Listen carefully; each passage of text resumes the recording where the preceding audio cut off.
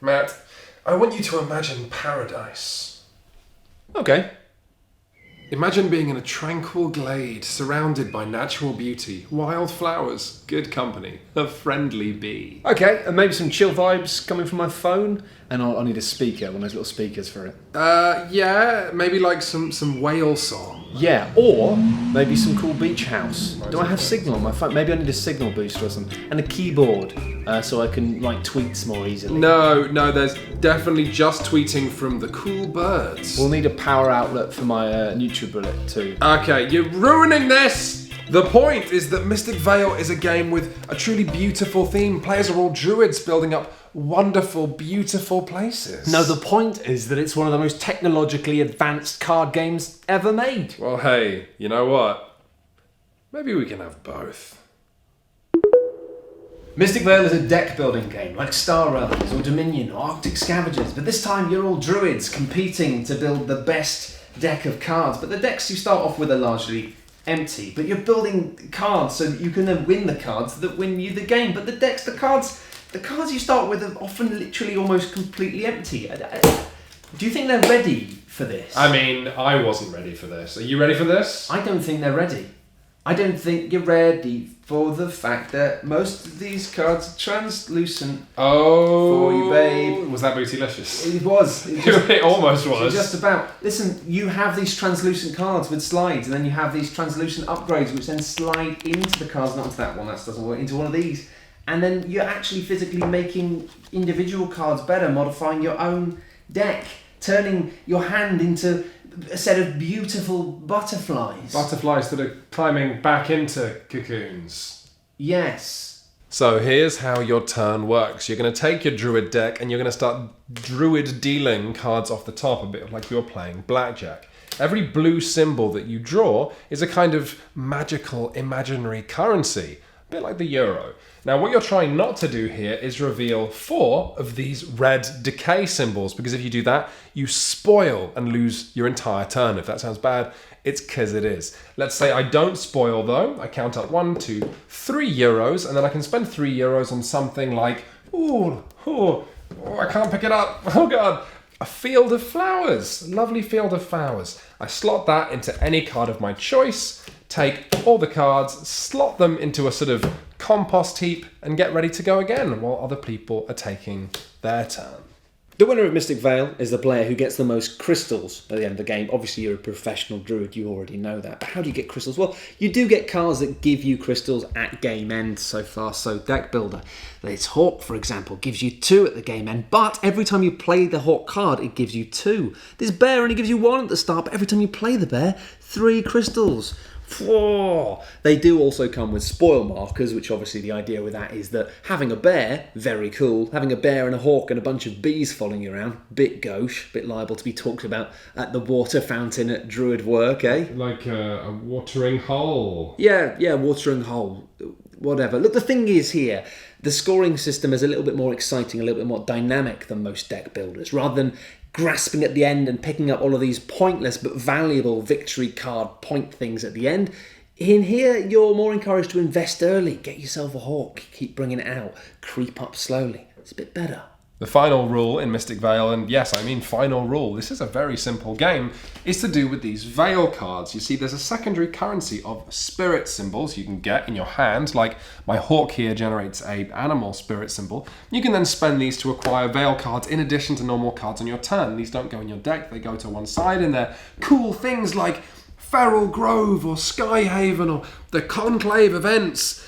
And actually, this is the one area in Mystic Vale where the game design and the art design collide like 2 lorries full of storytelling on the M1 to having a good theme. Because you end up just getting too many of these, and they don't do very much, despite the fact that the art denotes a spectacular achievement, which feels a bit like this.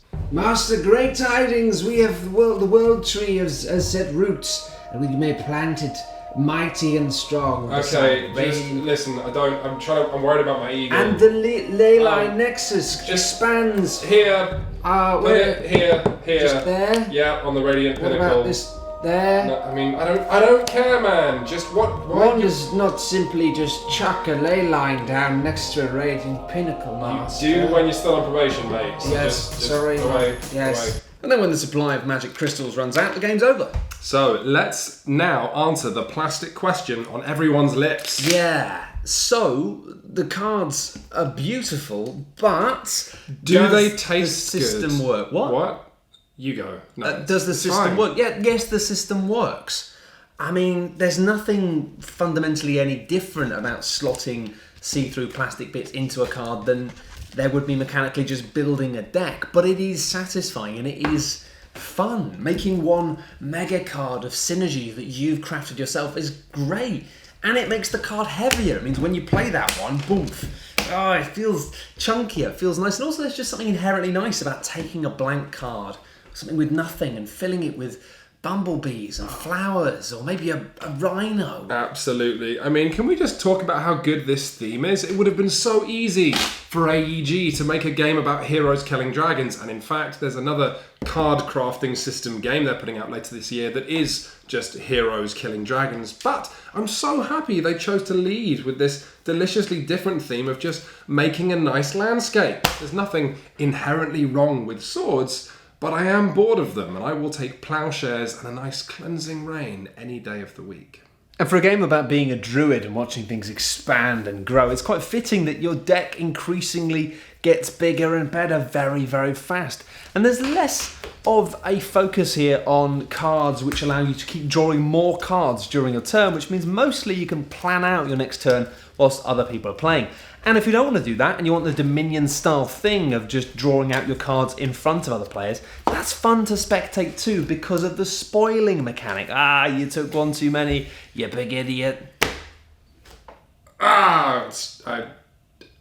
No word of a lie, I was actually just playing Mystic Vale and completely distracting myself. That's not even scripted. And the great news is that once you've played the base game of Mystic Vale, just like all deck builders, you can bring in the... hang on. Right. Here's the thing, do we recommend Mystic Vale? Well, yes we do. It's fun and satisfying and inventive, but you might just want to wait for this particular garden to grow a little more wild. You see, AEG have announced that there's an expansion coming from Mystic Vale later this year, and that's kind of a vital thing. A lot of deck builders, you'll play them a few times and then you'll change up elements for them. You'll play a different map in Trains or play with different cards in Dominion. Mystic Vale doesn't have that. And after 3 games, despite this game coming with enough plastic to choke a Rhino, you'll have seen everything it has to offer. And the game ends up then feeling a little thin. Rhinos, however, aren't thin. Did you know that rhinos are very large? Did you know a rhino's horn is keratin, the same stuff that fingernails and hair is made out of? Weird. Here's another weird fact. A rhino can weigh up to 2 tons, but its brain weighs just 400 grams. If your brain matched those proportions, it would weigh just 14 grams, the same weight as a pencil or a mouse. Conversely, if a mouse had a 400-gram rhino brain, scientists agree that it would be gross and have no friends.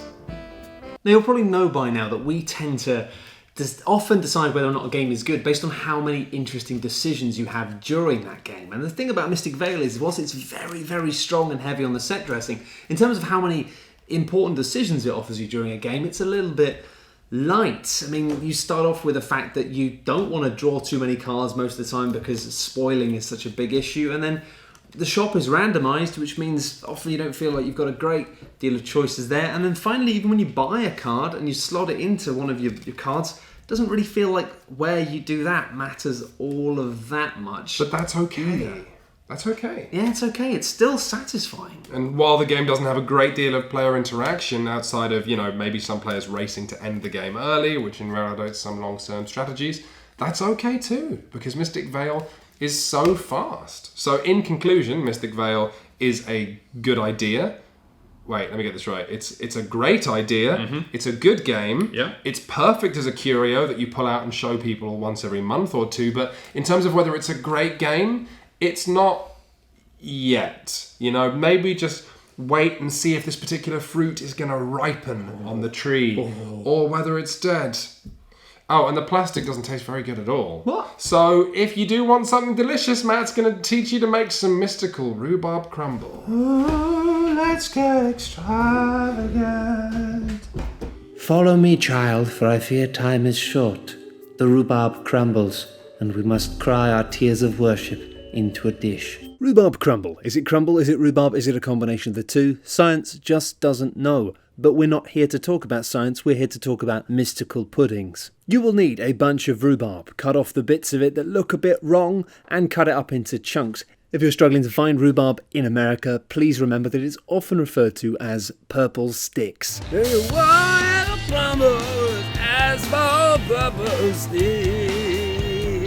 You chopped up the rhubarb. What next? Well, you want to grease an oven-proof dish with some buttery paper. Put the rhubarb into a bowl, add some sugar. I go for about 50-60 grams of sugar, but you can put in 75 grams of sugar. What kind of sugar? I don't know, just put sugar in.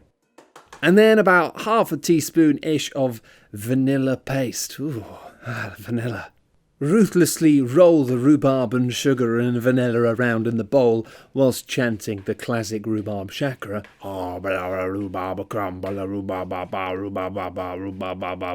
then when that's nice and magical, you want to move on to the crumble. Crumble couldn't be easier. We want 100 grams of cold, unsalted butter. Don't make it salty, it'll be weird. And 150 grams of plain flour. None of that fancy flour. No, put the magical flour back in the cupboard. Cut the cold butter up into little bits, put it into the bowl with the flour, and then very gently with your hands just rub it together until it's kind of mostly crummy, but not completely fine. Once it's looking weird and crumbly and you're not really sure and you're kind of worried that, what are you doing? Am I actually just going to put this on rhubarb? Is that how a recipe works? It's fine. Put about 50 grams of sugar into this as well, because sugar, and then all you got to do is stir it up, pour it all over the rhubarb stuff, and put it in the oven. For how long? About 35-40 minutes at about 180-200 degrees. Depends whether your oven is, of course, fan assisted or assisted by the gods of the volcano realm. Ooh, lovely, as the plant god said. Look, eat it with cream or ice cream or Greek yogurt if you're feeling a little bit fancier. You have pleased the gods, mortal, with this rhubarb crumble. Have a nice evening. Good. Thank you for watching. Thank you for being a druid. Bye.